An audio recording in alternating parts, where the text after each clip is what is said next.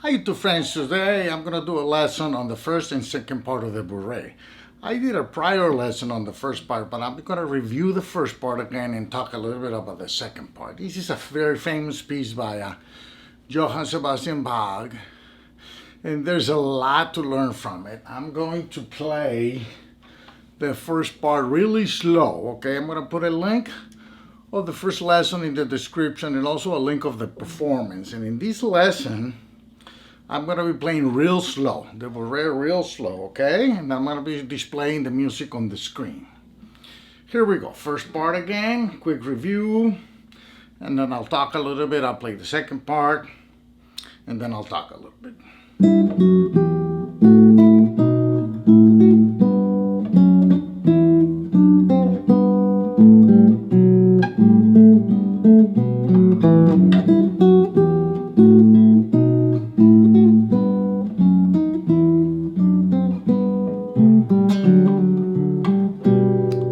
Repeats.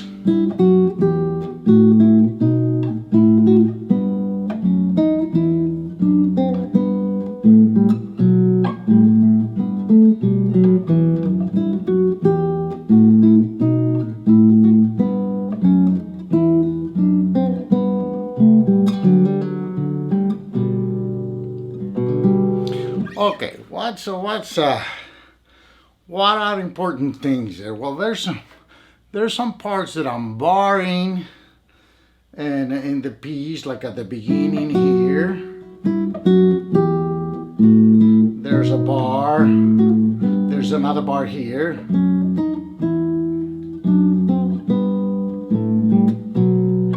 there's a tricky part here,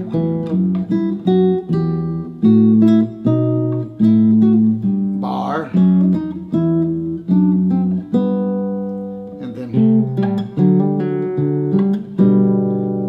has counterpoint. I'm playing all the bass notes with the thumb, and I'm playing all the treble of notes with index and middle, okay?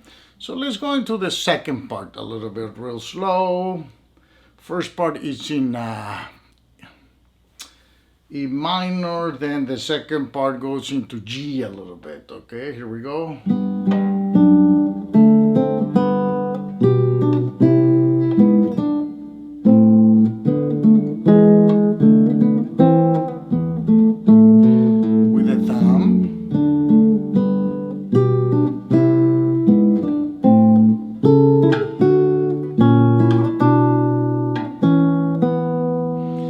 Here, I'm gonna move here for this note with the thumb there. Okay, so let's repeat that part here.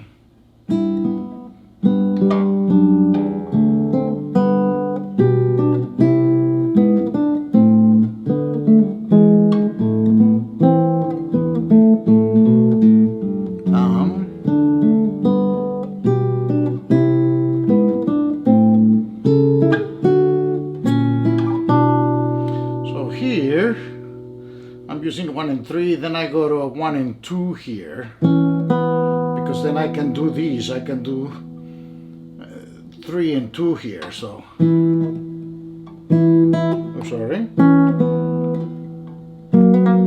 and then I do a trill with 4, and then thumb, so,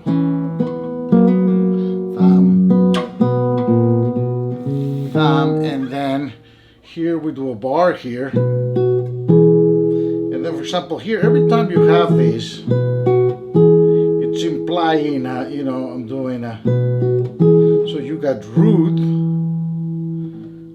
and then the interval of a tenth here.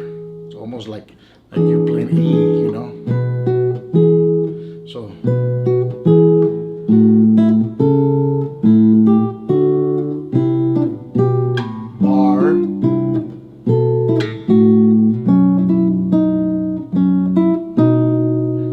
interval here after the bar, and then the last part's a little tricky, so it goes like this. You gotta make sure you're giving the bass, playing those basses really good on that last part.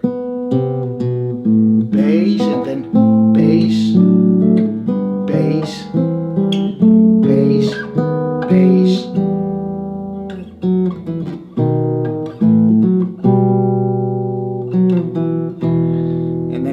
ends in E minor.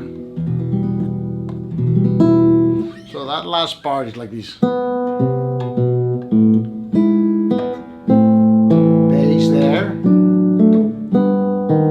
Bass. Bass.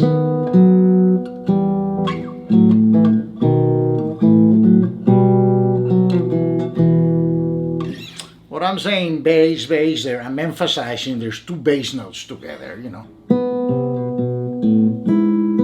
It's only one bass note, there's two bass notes together. There's only one bass note, then two bass notes together.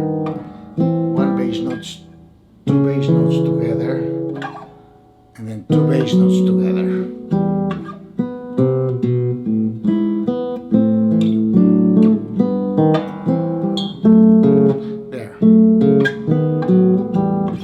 Emphasize those bass notes, okay?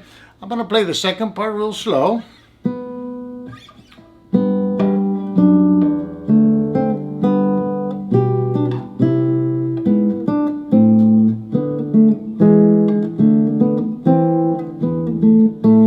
Make sure you play really legato.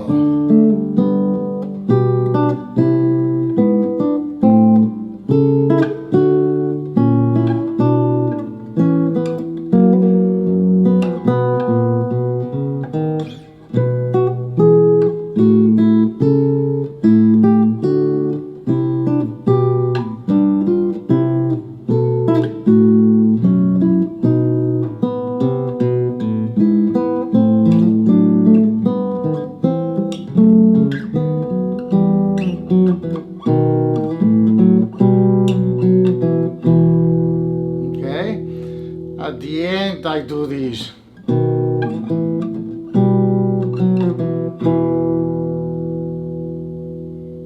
Okay, so that's it. It's a piece that, in order to learn it, you know, I'm learning it. I'm putting the fingerings, you know, here in my transcription.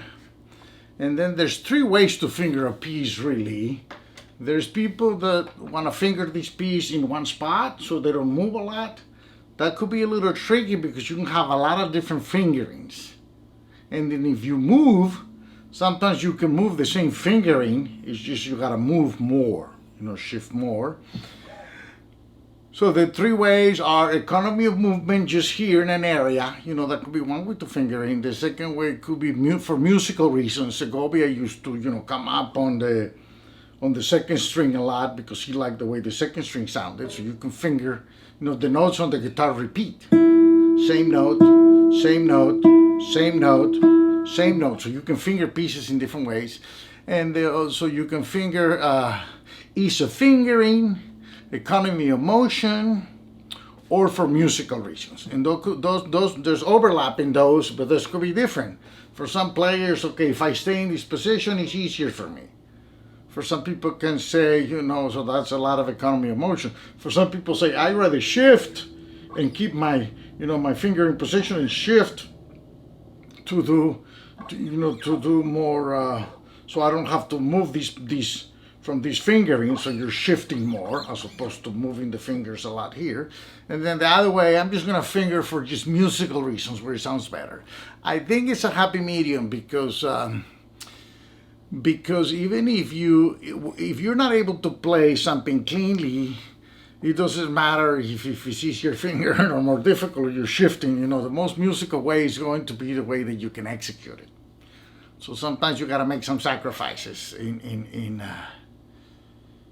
or compromises for fingering. Sometimes I decide to move, so I keep my fingers in the same strings. Sometimes you're shifting a lot of strings, but you're staying in these frets. And sometimes if technique is not an issue, you're just going for where things are more musical, you know. So that's the tricky thing about guitar, that you can finger the piece different ways. That's a very tricky it's a very tricky thing about the guitar. Okay, get back and be blessed. I wanted to do this lesson for a while, but things have been busy in the home front for me, with a lot of things happening. Okay, so I'm gonna be uploading more lessons in the next few weeks. Thanks a lot. Keep back and be blessed. Bye.